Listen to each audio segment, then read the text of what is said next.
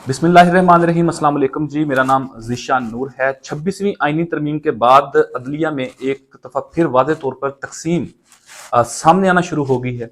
और पहले तो इसके आसार नज़र आ रहे थे, लेकिन अब कुछ ऐसे केसेस में कुछ ऐसे रिमार्क्स, कुछ ऐसे फैसले सामने आ रहे हैं कि जिसके बाद ये वाज़े हो गया कि अदलिया के अंदर एक वाज़े तकसीम हो गई है। और ये इंतहाई अलार्मिंग सिचुएशन है पाकिस्तान के जुडिशल सिस्टम के लिए, पाकिस्तान के आम अवाम के लिए जो अदलिया के साथ मुंसलिक हैं, जिनके केसेस रोज़ाना की बुनियाद के ऊपर अदालतों के अंदर जाते हैं। नाज़रीन, मामला है इस्लामाबाद हाई कोर्ट का।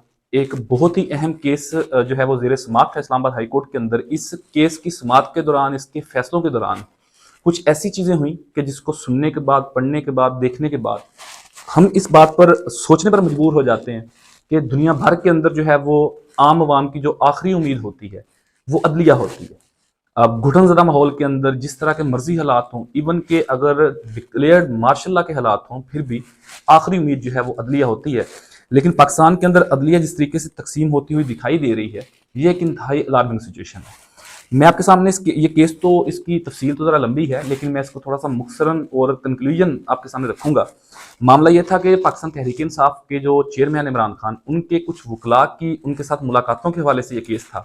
यानी कि कुछ वकील जो हैं वो इस्लामाबाद हाई कोर्ट के अंदर पिटीशन लेकर आते हैं और वो ये कहते हैं कि जी हमें अदालत का हुक्म होने के बावजूद भी इमरान खान से मिलने की इजाज़त नहीं दी जा रही।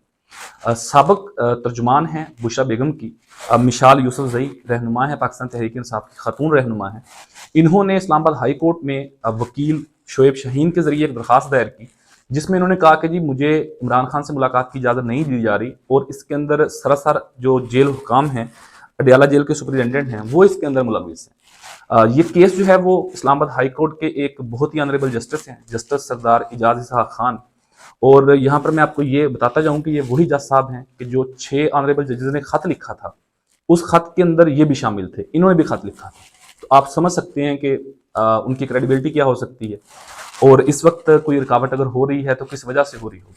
खैर, मामले के ऊपर आते हैं। केस जो है वो उनकी अदालत में लग जाता है, केस की समाअत शुरू हो जाती है।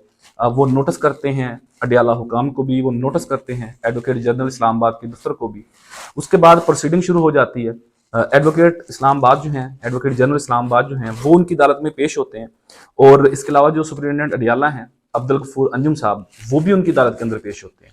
और वो आकर वहां पर ये जवाब जमा करवाते हैं कि ये जिन्होंने दरखास्त दायर की है, जिन वकला ने दरखास्त दायर की है मुलाकात ना करवाने के हवाले से, इनके हवाले से इमरान खान साहब कह चुके हैं कि ये मेरी नुमाइंदगी नहीं करते, मैं इनसे मिलना नहीं चाहता। यानी कि उन्होंने ये परसेप्शन दिया कि इमरान खान अडियाला जेल के अंदर से पेज के ऊपर कुछ वकला के नाम लिखकर भेजते हैं और जो नाम हमारे पास आते हैं लिस्ट की शक्ल के अंदर, हम उन्हीं लोगों को अंदर जाने की इजाज़त देते हैं। तो इमरान खान साहब ने इनके नाम के हवाले से ये कहा था कि ये मेरी तर्जुमान नहीं है, ये मेरी वकील नहीं है, मैं इनसे मिलना नहीं चाहता। कुछ इस तरह का परसेप्शन उन्होंने दिया। जिसके बाद जस्टिस सरदार इजाज़ इसहाक खान साहब ने यह कहा कि ठीक है, मैं इसके ऊपर एक कमीशन तश्कील दे देता हूँ और मेरी जो लॉ क्लर्क हैं मोहतरमा सकीना बंगे साहिबा, उनकी सरबराही में एक टीम कह लें, एक कमीशन कह लें, वो अडियाला जेल जाएगा, वो इमरान खान से मुलाकात करेगा और उनसे इस बात की तस्दीक करेगा कि क्या आपने इस वकील साहिबा को या इन लोगों को आपने मिलने से मना किया है। तो ये बात खुलकर सामने आ जाएगी और केस जो है वो हल हो जाएगा। जिसके बाद जस्टिस सरदार इजाज़ इसहाक खान ने अपनी लॉ क्लर्क सकीना बंगे साहिबा को अडियाला जेल भेजने का हुक्म दिया और साथ अडियाला हुकाम को भी ये कहा कि आप उनकी मामलत करेंगे कि वो इमरान खान साहब से मिल सकें और उनसे रहनुमाई लेके, उनसे जवाब लेके अदालत को आकर आगाह कर सकें। हुआ ये कि वही सारा कुछ जो पहले होता है कि लॉ क्लर्क साहिबा गई, ऑनरेबल जज के हुक्म के ऊपर गई, लेकिन उन्हें इमरान खान से मिलने नहीं दिया गया। उन्हें तकरीबन 1.5 घंटा वहां पर इंतजार करवाया गया, उसके बाद वापस भेज दिया गया। फिर दोबारा इस केस की समाअत हुई। ये लास्ट वीक की बात है, पिछले हफ्ते की बात है। इस केस की जब समाअत हुई तो उन्होंने कंटेम्प्ट ऑफ कोर्ट के अंदर, तौहीन अदालत के अंदर, जो अडियाला जेल के सुपरिटेंडेंट थे उन्हें तलब कर लिया। और जब उन्हें तलब किया तो उन्होंने आकर मुख्तलिफ हीले बहाने बनाने की कोशिश की, लेकिन जस्टिस सरदार इजाज़ इसहाक खान साहब बड़े गुस्से में थे। उन्होंने बड़े सख्त किस्म के रिमार्क्स दिए, हमने वो तमाम तर चीज़ें कवर भी की। उन्होंने एट दी एंड इसके ऊपर तौहीन अदालत की कार्रवाई करने का फैसला किया। उन्होंने कहा मैं कंटेम्प्ट कोर्ट लगाकर इसके ऊपर तौहीन अदालत की कार्रवाई करूंगा। आपने अदालत के हुक्म को मजरू किया है, आपने अदालत की बेतौकीरी की है। जिसके बाद उन्होंने ये फैसला किया कि तौहीन अदालत का केस जो है वो अडियाला जेल के हुकाम के ऊपर किया जाएगा। होता यह है नाजरीन कि इतवार के दिन जो है वो छुट्टी के दिन ये केस जो है ये ट्रांसफर कर दिया जाता है किसी और जज साहब के पास। अब कितने अफसोस की बात है, सोचने की बात है कि एक केस एक जज साहब के पास जेर समात है और कंटेम्प्ट ऑफ कोर्ट तौहीन अदालत की प्रोसीडिंग जारी है। उस केस को ट्रांसफर करना किसी और अदालत के अंदर और उसमें उन जज साहबान को पता भी ना हो, उन्हें बताया भी ना गया हो कि किस रूल के तहत आप ये केस ट्रांसफर कर रहे हैं। लेकिन चूंकि 26वीं तरमीम के बाद एक बड़ा खलीज पैदा हो गया अदालतों के अंदर और ट्रांसफर पोस्टिंग हुई है, मर्जी के जजेस लाए गए हैं, इसी तनाजर के अंदर जो इस्लामाबाद हाई कोर्ट है उनके जो चीफ जस्टिस हैं, कायम मकाम चीफ जस्टिस हैं जस्टिस सरफराज डोगर साहब, उन्हें लाहौर हाई कोर्ट से लाया गया और उन्हें एक्टिंग चीफ जस्टिस बनाया गया। तो वो केस जो है वो ट्रांसफर कर दिया गया जी चीफ जस्टिस साहब के हुक्म के मुताबिक एक लार्जर बेंच को। मतलब वो केस जो है वो जस्टिस सरदार इजाज इसहाक खान साहब की अदालत से निकाल दिया गया।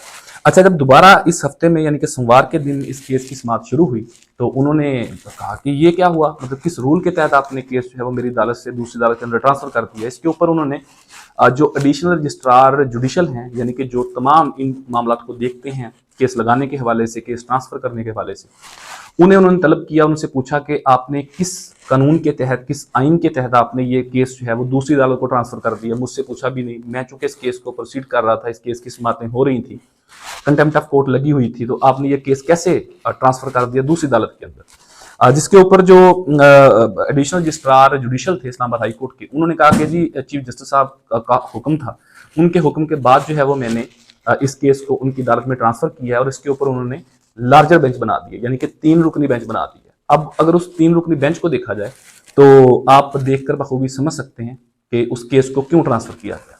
अब उस 3 रुकनी बेंच के अंदर नाजरीन उस बेंच की सरबराही कायम मकाम चीफ जस्टिस सरफराज डोगर साहब कर रहे हैं।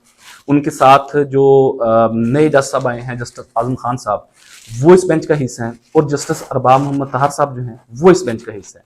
अब केस उनकी अदालत के अंदर ट्रांसफर हो गया, लेकिन जस्टिस सरदार इजाज इसहाक खान साहब ने बड़ा गुस्सा किया इसके ऊपर। आज से मुराद के गुज़िश्ता कल बरोज़ जुमेरात की जो समाअत का अहवाल है उसके ऊपर एक और वीडियो हो सकती है, लंबी डिटेल है, लेकिन उसका मुख्तसरन मैं आपको बताऊंगा कि किस कदर उन्होंने गुस्से का इजहार किया। और उन्होंने कहा कि अगर ये केस लग भी गया दूसरी अदालत के अंदर दूसरे जज साहबान के पास, तो फिर भी मैं इस केस की समाअत करूंगा और मैं तौहीन अदालत के अंदर एक फैसला दूंगा। इसके अलावा उन्होंने ये भी कहा, बड़े सख्त किस्म के उन्होंने रिमार्क्स दिए, उन्होंने ये कहा कि रियासत ने यह तहिया कर लिया है कि उन्होंने अदालतों की बेतुकीरी करनी है। उन्होंने कहा कि रियासत ने तहिया कर लिया है कि उन्होंने अदालतों की कोई क्रेडिबिलिटी बाकी नहीं रहने देनी।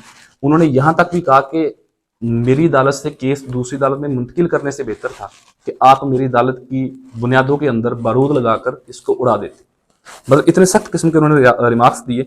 उन्होंने ये भी कहा कि रियासत ने अना का मसला बना लिया है, अब इसके ऊपर क्या कहा जा सकता है। जिसके बाद फिर जो पाकिस्तान तहरीक इंसाफ के वकला अदालत के अंदर मौजूद थे, उन्होंने ये कहा कि जी इमरान खान साहब से मुलाकातें ना करवाने के हवाले से इन्होंने ये सारा कुछ किया। जिसके बाद जस्टिस सरदार इजाज इसहाक खान साहब ने ये कहा कि आप इमरान खान की बात कर रहे हैं, मुझे मेरे अदारे की फिक्र हो रही है।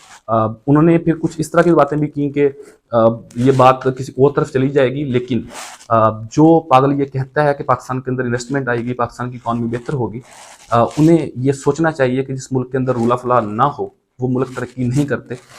इसके ऊपर उन्होंने ज़्यादा बात इसलिए नहीं की कि अगर इस तरह की बात की जाती है अदलिया की तरफ से तो ये कहा जाता है कि ये सियासत कर रहे हैं, ये सियासी बयानात दे रहे हैं, क्योंकि यही बात आपने कई दफ़ा सुनी होगी कि बानी तहरीक इंसाफ इमरान खान करते हैं। वो ये कहते हैं कि जिस मुल्क के अंदर रूला फला ना हो वहाँ पर इन्वेस्टमेंट नहीं आती, उसकी इकॉनमी ठीक नहीं होती, वो मुल्क ट्रैक के ऊपर नहीं जा सकता। तो यही बात जो है वो जस्टिस सरदार इजाज इसहाक खान साहब ने की। अब बात तो बिल्कुल ठीक की, लेकिन इसके ऊपर उन्होंने फिर ज़्यादा बात इसलिए नहीं की इसको पॉलिटिकल टच दिया जाए। लेकिन जिस तरह के उन्होंने रिमार्क्स दिए, यूं महसूस होता था कि शायद बेबस होगी अदालत। यानी कि एक ऑनरेबल जज, इस्लामाबाद हाई कोर्ट के ऑनरेबल जज, वो मतलब इतने मायूस नजर आ रहे हैं। वो ये कह रहे हैं कि केस मेरी अदालत से आपने दूसरी अदालत में कैसे ट्रांसफर कर दिया। तो ये मतलब सूरत हाल चल रही है अदलिया के अंदर। और मोअज़्ज़ज़ जज साहबान जो हैं वो आपस में सींग फंसा कर एक दूसरे को जोर दिखाने की कोशिश कर रहे हैं कि मेरे अंदर कितनी ताकत है या दूसरे के अंदर कितनी ताकत है। जब अदलिया का ये हाल हो जाए, जिस मुल्क की आला अदालतों का, ऑनरेबल जुडिशरी की ये सूरत हाल बन जाए, वहाँ पर इंसाफ की क्या तवक्को की जा सकती है। हालांकि अदलिया ही उम्मीद की आखिरी किरण होती है किसी भी घुटनज़दा माहौल के अंदर, और तमाम मुल्कों के अंदर जुडिशरी का एक बहुत अहम किरदार होता है, एक अहम पिलर है जुडिशरी इस रियासत का। लेकिन रियासत उस अदारे के साथ, उस पिलर के साथ क्या कर रही है, उसकी तमाम तर रूदाद मुख्तसरन मैंने आपको इस तमाम तर वीडियो के अंदर बताई है कि ये केस जो है वो चल रहा था और इस केस के हवाले से क्या सूरत हाल बनी।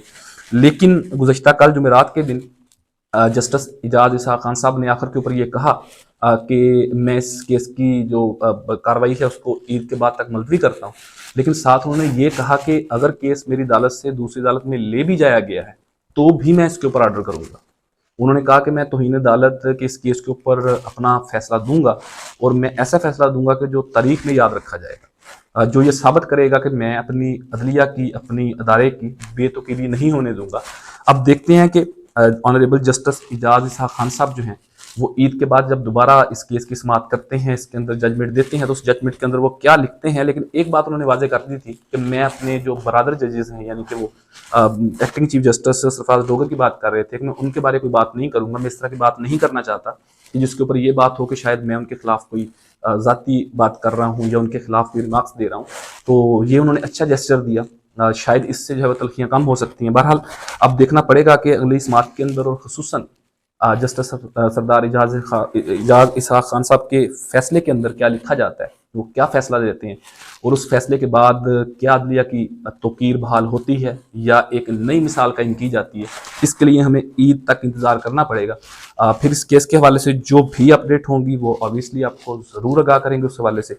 बहरहाल ये सूरत हाल है। पाकिस्तान की अल्लाह पाक खैर फरमाए, पाकिस्तान के तमाम अदारों की, तमाम अदारे अपनी हदूद में रहकर आइन के मुताबिक काम करेंगे तो शायद हमारी रियासत जो है वो आगे बढ़ सकती है। अल्लाह पाक वतन अज़ीज़ की खैर फरमाए। ये थी जी ओवरऑल सूरत हाल इस केस के हवाले से। आप अपनी कीमती फीडबैक से कमेंट सेक्शन के अंदर ज़रूर आगाह कर सकते हैं। अब तक के लिए इतने पर मेज़बान ज़ीशान नूर को इजाज़त दीजिए। अल्लाह निगहबान।